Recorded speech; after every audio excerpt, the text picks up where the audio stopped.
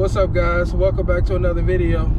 Today I'm gonna be going to check out the 2021 Specialized StumpJumper. I didn't even know about this bike until a couple days ago. I went to a different bike shop. Shout out to Daniel, one of my subscribers, who told me about this bike shop in the Denver area. So I went there. I saw the StumpJumper Alloy 2021. It's only about, I think it's $21.98. $2,098 or $2,198, and for everything you get with that bike, I think it's a good price.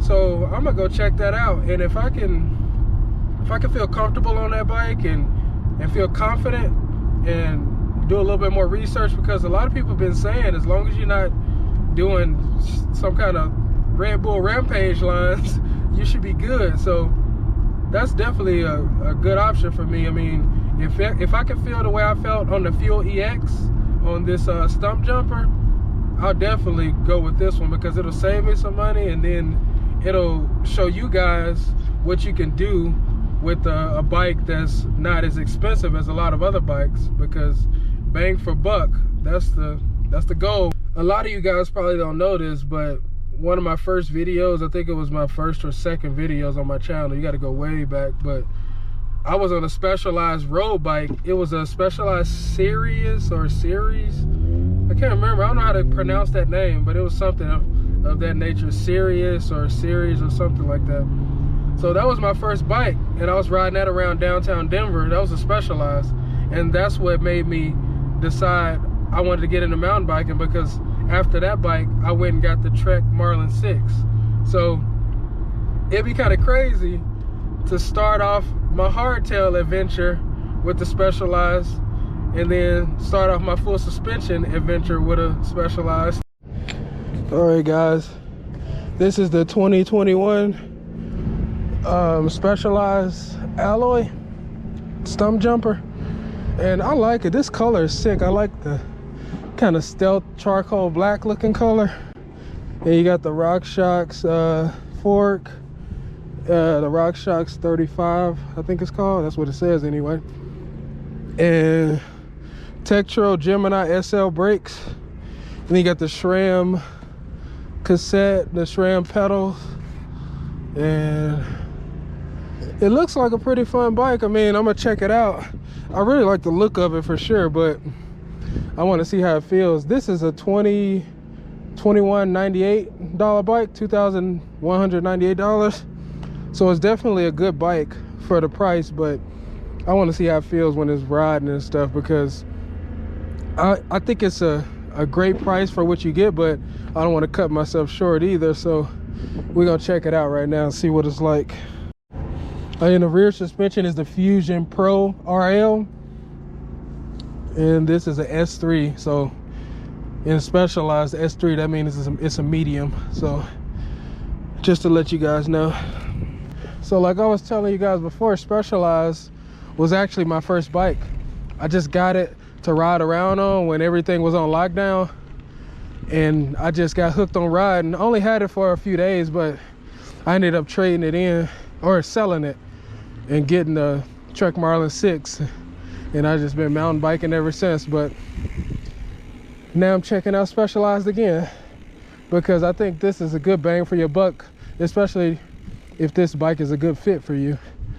So far, this thing feels really good in the cockpit, the size of it and everything. Let me see what it feels like. What the? Folks back there screaming. Feels really good in the cockpit. Let me put the seat down. Oh, it still feels really good. And I like how low this seat goes, because you can get it out the way if you're doing some crazy downhill or some jumps. Oh, let's try this speed bump. It feels really good. These gears shift really smooth too.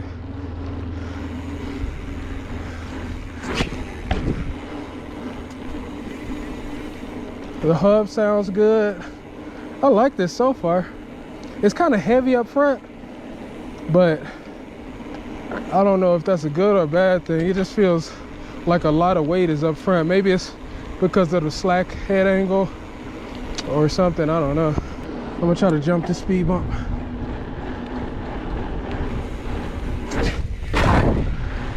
Oh, that felt good.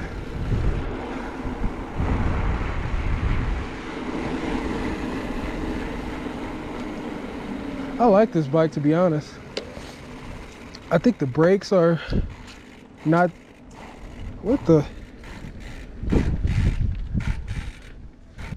I jumped that speed bump, and this little thing right here is trying to come off or something. I don't know what's going on. All right, I think it's fixed now. It was wobbling a little bit. I guess that's why you guys tell me to take it off. This thing is just in the way. But yeah, I really like this bike, guys. I love how smooth these gears are. But I'm just wondering if these brakes are trash or not, because they don't really feel that good. But you can always upgrade the brakes, and I'm wondering if the price of the bike is worth it with mediocre brakes. So that's something I would have to decide, I guess. Let me know what you guys think.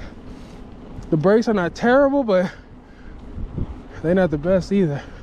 I would hate to be going blasting down a mountain or a hill and the brakes start overheating or can't stop or something. That'll be not good at all. But everything feels good on this bike for the price and for the way it feels right now.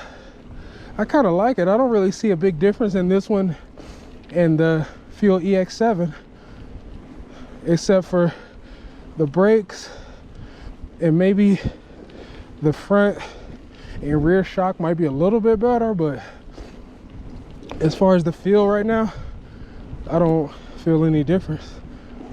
But you know, we got to see if we can wheelie this thing. I think we can. Let's try it out. Oh, this thing is a wheelie machine. This is easy. Yeah, I like this. I can wheelie this thing for a while. This is nice. I guess I'll just keep going.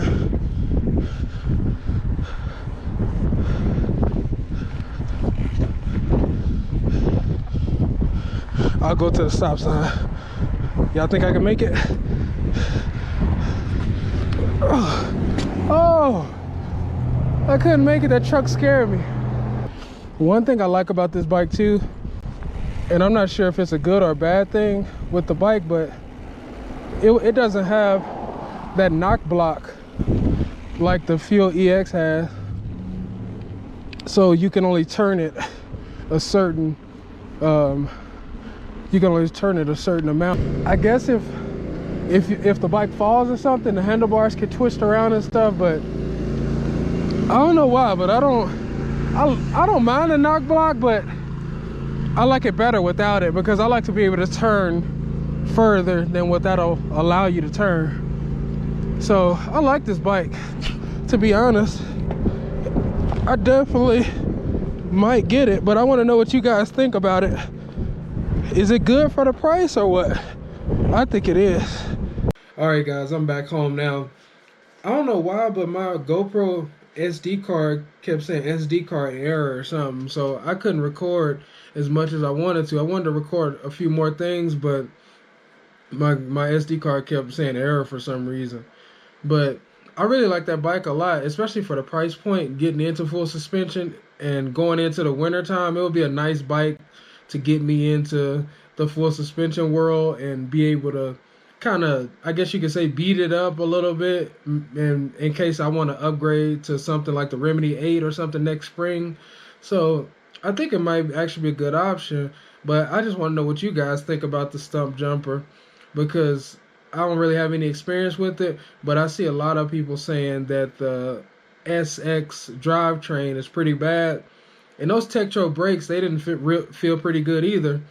So I could always upgrade the brakes, but after upgrading the brakes, and if I want to upgrade the drivetrain, I don't even know if it would be worth the cheaper price at that point. So I'm trying to decide between that and the Fuel EX. I think those are my last two that I'm deciding between. But I really want to know what you guys think. I would really appreciate the help because I like the StumpJumper, but as far as the components, I don't know if it would justify just going with the cheaper price. I don't know if I would just be better off getting the Fuel EX. So just let me know what you guys think and if you have any experience with the StumpJumper, and I really appreciate it. Thank you. See you in the next video.